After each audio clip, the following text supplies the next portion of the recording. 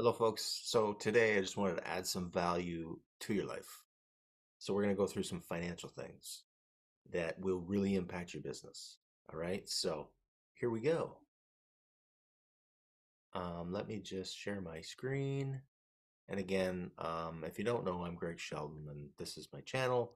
And I also do podcasts in the industry because it's all about the manufacturing and metals industry, something that builds our economies, makes our communities effective, and really builds something of value, not just trading numbers on a screen. So let me just start this part of the presentation. So we're going to jump right in. Margin versus markup. So if you're in a management position, you quote jobs, or you're a business owner, you know that we need to make a profit, right? So margin versus markup. We've heard of profit margin. We always hear of markup. So what do we want to do when we want to mark the price up of something? Typically, people will do this. We have a product, we want to sell it for a profit, right? I mean, that's pretty simple. That's part of the point of business because we put a lot of time and value into things and we want to be compensated for that. So I'm going to give you this example. We want to make 50% on it. Okay, that sounds pretty good. That's a really good profit margin. So let's make 50% on something. So what do we typically do? People typically do this. And I'm not saying everybody does this, but most do from what I've seen in my career. So we're going to multiply it by 1.5 to equal profit, correct? So if it's, um, I'll get into some examples in a minute, but so that doesn't give you, so that marking it up by 50% by multiplying it by 1.5 does not give you a 50% profit margin. So let me show you in simple numbers. Let's use $100 example, okay? If we multiply that by 1.5, you get 150, correct? That math works. But what happens if we divide 50 into 150?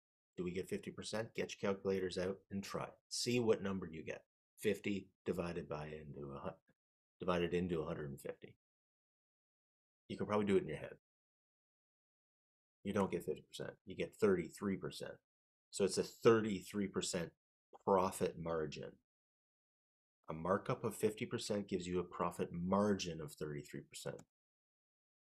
So this is why we don't figure out markup. This is why we use profit margin. So I'm going to show you how to do profit margin with the right calculation. Because the reason for this is at the end of the year, if we're marking things up and thinking, oh, we're going to get a 50% profit margin, at the end of the year, we're not. We're going to get a 33%. So we want to be accurate across the board so that we're always getting the same thing, because consistency in a man with a plan always is where people lead. People need to be led, and they'll follow somebody who knows where they're going, and you need to be consistent with your numbers so you know what your profits are at all times. So this is how we do it. We're going to use the same number. $100 item, you want to make a 50% profit margin. You want to make a 50% profit margin, not mark it up 50%, because that's what we always intend at the beginning. We think marking it up is the profit we're going to get, but it's not. But this is the equation to actually get you the profit margin that you're thinking of. Okay? We take $100 and divide it by 50. So what the math there is pretty simple. So we take $100, we divide it by the difference of the percentage we want. So if it was, let's say, 30%, we would take 100 and divide it by 0.7, which is the 30% minus 100%, which equals 70%. So we would go 100 divided by 70. So giving this example makes it a little bit confusing. But in this example, I'm giving you $100 divided by 50 equals 200. Get your calculator out, do it. You'll see that it works. So let me just get my calculator out here. Or I guess I can do, and I can draw on the screen here. So if we did 100, let's say you wanted, excuse my, use my horrible writing. So we go 100, and you want to make 40% profit or 30%, let's say 30, divided by the difference of that. So 70. So the difference of 30 minus 100, which is 0.7, equals, let me get my calculator here. 100 divided by 0.7. So our sell price is 140 to 86. 86. Hopefully you can see that writing on the screen. I'm not sure if that's being shared. But that is how we figure out a profit margin, not markup. So this applies across the board all the time, 100% of the time. All right. So, so this is why we always use margin, not markup. We 100 divided by 0.7, 100 divided by 0.5, 100 divided by 0.3, which would mean you're making a 70% profit margin. And that gives you the sale price. That equation gives you the sale price at the end. So very important. And it saves you a lot of steps. So I want to get to another part of this.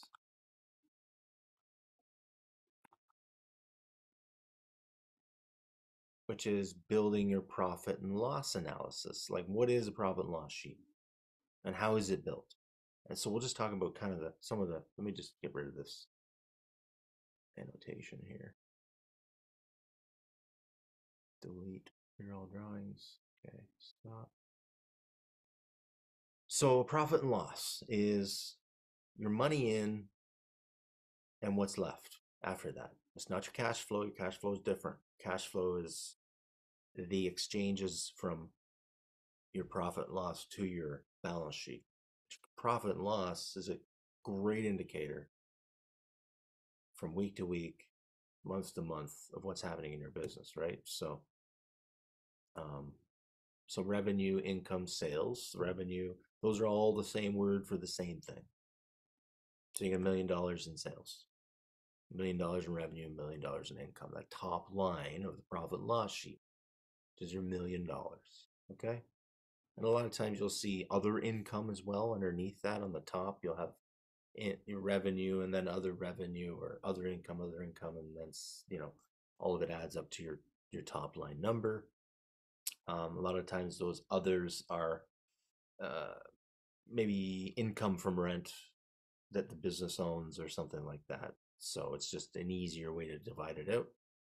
But let's just keep it simple. So revenue is $1 million and our cost of sales. So cost of sales or cost of goods sold is your measurement for how efficient your shop is running, which leads you with your gross profit.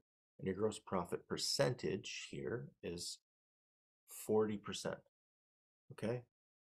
So we have industry standards, industry metrics, and you can look at your industry, ours being the metals and manufacturing. Manufacturing and metals are a little bit different, but there's a benchmark of what your gross percentage of sales, your gross profit percentage of sales should be. If you're below that, well, you have work to do. If you're above that, you're doing well. But there's always a reason for that. So how efficient is your shop operating? Because your variable costs directly relate to your revenue. And you cannot make revenue without your cost of goods sold, which is your guys on the floor and the materials. They're variable costs, and it's called variable because it varies based on the revenue that's generated, the sales, the income. So if that fluctuates, and your cost of goods fluctuate, all right?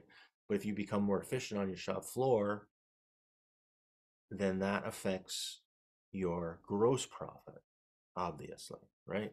So then our fixed costs, which are our overhead, SG&A, is what your costs are always the fixed ones, the ones that are not affected by revenue. So whether you have 100 million or a million in revenue, these fixed costs stay the same. So your insurance, your rent, your um, electricity. Well, the electricity can be affected, so that's not entirely accurate. But the electricity of some of the parts of the operation, right? So fixed costs do not change based on the revenue. So that's why they called that. So so we've got a fixed cost of 200%, and like all of these have benchmarks that should be the standard within the industry, right? And we want to look at others in the industry and see how they're doing as a benchmark. So we look at the most successful ones. How are they doing? We want to get there, and we want to do better than them. And it's not overly complicated to know how. And I will teach you that. So net income, it's what's left over, which is 200,000. The bottom line. Of course, now that's 20%, but you get into other things like if you're going to sell your business, you get into EBITDA, which is earnings before interest, taxes, and depreciation and amortization. That is the best benchmark for all businesses because that is not affected. That's a number before tax. Because depending where you are, the taxes are different. But if you're a company in Florida buying a company in New York, the taxes are going to change based on where your home base is, where the entity lives, right? So you're going to be taxed in Florida when you're buying a company in New York. So you want a benchmark that doesn't include that tax unless you're structuring it in a different way. But so that's the basics. Your very, very basic P&L profit loss analysis, otherwise known as income sheet. And that's how it's structured. Super simple. So break even point. So what I really like, the break even point is important, but I think what's more important here is we want to talk about the golden triangle. All right. So the golden triangle is this triangle right here. All right. So there are many ways, like first we'll go through what this chart is and what it tells you. But the golden triangle is the triangle we want to make bigger. We want it to get bigger and longer, right? So there's many ways to do that.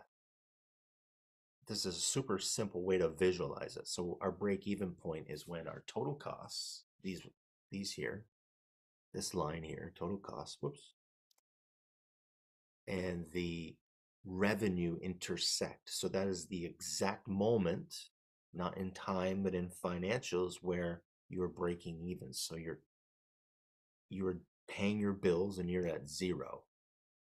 Okay. So then after that, the golden triangle is the profit area. This thing here, that's your profit area. So there's ways to manipulate, not in a negative way, but to affect the size of this triangle. And I'm not going to tell you everything because you got to go to the webinar to see that. But if we increase sales, that is one way, that's for sure. We want to increase the sales, but it's not as effective as another thing I'm going to tell you in a minute. But it does increase the size of that triangle, not on its angle, but on how far out it goes, which you can see here, right? So we're seeing the size of that triangle. So if we're increasing sales, our profit margins don't get bigger, just the numbers get bigger. But, and that's assuming our break even stays the same, right? But if we raise prices, that triangle gets much different, much bigger. And I don't want you to go just raise your prices. There is so much more to this than that. There is a formula to putting that together in a way so that you don't just chase everybody away, because that can happen, but can also be beneficial because you may get rid of some clients you didn't want in the first place that were our pain in the butt to deal with. But the break-even point is also decreasing in this example. So there's ways to do that too. And I go through that in the training after the webinar. So raising prices and break even point, but there's a process here. So to go just raise your prices right now because you heard it might not be the greatest idea, because you have to identify something first. And that is the key to being able to raise your prices in a way that benefits you, but more importantly, your client base. So let's go through this though, just to get to the point of like, well, okay, there's lots of theories about prices and raising prices and lowering prices. Like there's a thought process of if you have higher prices, there means there's more value, there's more perceived value, and that is true. But the main one is if I raise prices, I'll lose customers, right? And if I lower prices, I'll get more customers. That's just the intuition we all have, which is incorrect. So how can we be sure? So let's go through this. This is really effective to show you um, what actually goes on. Okay. So price change analysis effect on a $60 cost product. That's the cost to you, cost to your business to make that product. But we're selling it for $100. Okay. So we're going to sell a volume of 50 of those units, which means we have a cost of 3,000, which is 50 times 60 is 3,000. Our revenue is 50 times 100, which is 5,000. We're left with a $2,000 profit. Makes sense? Yes. So if we go with the theory that I told you, which is if we, well, that we, a lot of us think is if we increase the price, we're going to lose some volume, right? We're going to lose some sales. If that's true, which it could be, let's use that as an example. So we got 40, let's say the volume goes down, we make 45 units. We raise the price 15 bucks or 15%, in this case works out to be 15 bucks. So our revenue is higher, our cost is less because we're making less of them. However, our profit margin goes up 23.75% because we raise prices. So, a little counterintuitive, but shows you that it makes sense to raise prices. But again, I don't want you to just go do it. There is a strategy on how to do that. So let's go with the theory of if I lower prices, I'll get more customers and see what happens. You can see here that if you lower the price $90, let's say you sell more units, you sold 10 more than the original example, which is 60. Your revenue is 5,400, but you're making more units at the same cost. So it's costing you more. So 3,600, so you're left with less profit by selling more units because you lowered the price. So you're more busy with less profit. That's no good for anybody. Nobody wants that. Why would I want that? I mean, there are reasons and why times you would do that, but I can't really think of a good reason to make a practice of that. So let's go a little bit further with it. We increase the prices and we sell even less. We sell 40 units. Okay? 40 units. So revenue goes down, but our cost is a lot lower. So we're still further ahead by $200 than the first example by raising our prices. Again, disclaimer, do not just go do that. There's a strategy I can teach you. And in the webinar, we'll talk about it. We'll touch on it. But first, it's important to understand all of these fundamental things. I mean, money is the language of business, and that's where you need to get to fully understand the most leverageable way to increase profit in your business to make it a success. Because if you have more profit, you can do a lot of things. You can pay your people more. You can do those things like invest in your company to do new projects, new, R&D, all kinds of, I mean, the sky's the limit. You can think of these things. I don't need to tell you, but there's so much you can do with more profit, right? And this is the education you need to do it. So if we increase sales and we increase prices and we bring down our break-even point, that's what happens. We get an increased angle And then your business becomes a true success, right? We get into the 20, 30, 40% profit margins, maybe 50, depending on adding value to your clients, addressing their pain points. And that's the stuff we'll go into um, in the webinar and more. So thank you. I hope you learned something today. And the next one will go more into break-even point and how to figure that out in your business. Have a nice day. I hope you enjoy it.